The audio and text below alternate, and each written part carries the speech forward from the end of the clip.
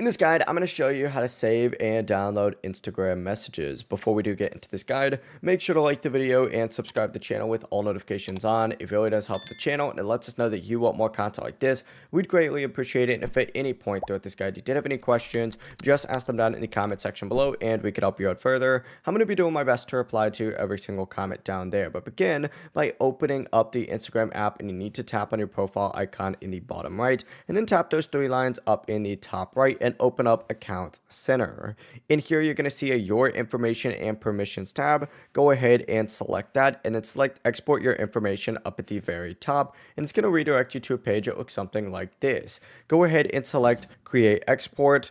Select your Instagram account, and you want to select export to device.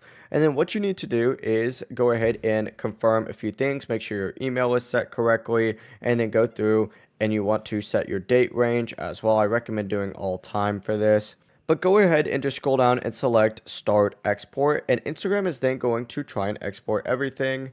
If you just want to do your messages, you can open this up and then just, clear all and select just messages on here. I usually just do everything though, even though it does take a little bit longer. But hit save, start export, and then of course, Instagram's going to prepare your message data. Once it's ready, you'll be able to download the file to your device and view all your saved messages on that file app. It really is as simple as that. If you guys had any questions, ask them down in the comment section below and we can help you out further. I'm going to be doing my best to reply to every single comment down there. Before you do leave this guide, make sure to like the video and subscribe to the channel with all notifications on. It really does help us out and it lets us know that you want more content. Have a great rest of your day though. Peace.